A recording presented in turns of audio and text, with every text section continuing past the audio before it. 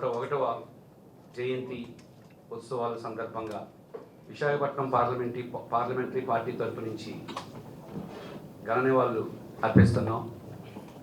NT Ramarao గారిని యుగపురుషుడు, శకపురుషుడు అని పిలుస్తూ ఉంటాం. ఎందుకంటే ఆయన చిత్రరంగంలో, చిత్ర పరిశ్రమలో ఆయన పోషించిన పాత్రలు సాంఘికము, జానపదం, పౌరాణికము.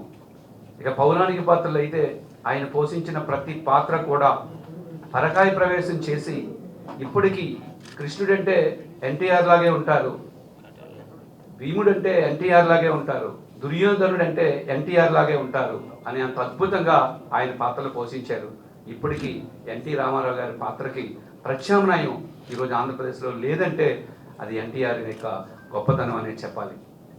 ఇక రాజకీయాల్లోకి వచ్చేసరికి తెలుగు జాతి, తెలుగు ప్రజల ఆత్మ గౌరవము ఢిల్లీలో తాకట్టు పెడుతున్న వేళ తెలుగుదేశం పార్టీని ఏర్పాటు చేసి తెలుగు ప్రజల ఆత్మ గౌరవాన్ని కాపాడింది ఎన్టీ రామారావు గారు.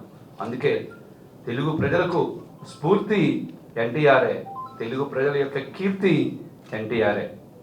ఎండ్లు లేకుండా ఉన్న పేదలు చూసి, తిండి లేకుండా ఉన్న పేదలు చూసి, పేదలకి కూడు గూడు గుడ్డ లేని నాడు అసలు పాలకుడికి అర్థమే లేదని భావించి ఈరోజు ఆంధ్రప్రదేశ్ రాష్ట్రంలో పేదలకి పక్కా గూడును నిర్మించిన ఘనత ఎవరిదంటే ఎన్టీ రామారావు గారిదే.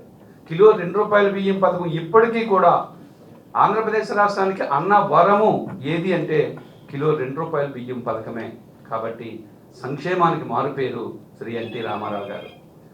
ఇది ఒకవైపే, కానీ ఆంధ్రప్రదేశ్ రాష్ట్రంలో సంస్కరణలకు ఆద్యుడు కూడా, సంస్కరణలకు నాంది ప్రస్తావన పలికింది కూడా శ్రీ ఎన్టీ రామారావు గారే.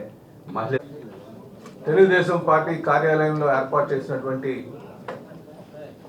కీర్తిశేషులు నందమూరి తారక రామారావు గారు, తెలుగుదేశం పార్టీ వ్యవస్థాపకులు, వారి 101వ జయంతి సందర్భంగా మరి ఈ కార్యక్రమంలో పాల్గొన్న ప్రతి ఒక్కరికి కూడా పేరు పేరున నా నమస్కారాలు తెలియజేసుకుంటూ, ముఖ్యంగా మరి ఇందులో కీలకంగా పార్టీ సెక్రటరీ అయినటువంటి శ్రీని గారికి ప్రత్యేకంగా ధన్యవాదాలు తెలియజేస్తూ, ఇందులో పాల్గొన్నటువంటి వారికి కూడా ఫ్లోర్ లీడర్ సోదరులు కేలా శ్రీని గారికి, విజయ్ గారికి, అలాగే మా సీతంరాజు గారు, సుధాకర్ గారికి మాట చెప్తున్నానంటే, తెలుగుదేశం పార్టీ మూలాలకు కానీ మీరు వెళ్తే ఆ మూలాల్లో నీతి, నిజాయితీ, కష్టం ఉంది, ఒక స్ఫూర్తిదాయకమైనటువంటి ఆలోచన ఉంది.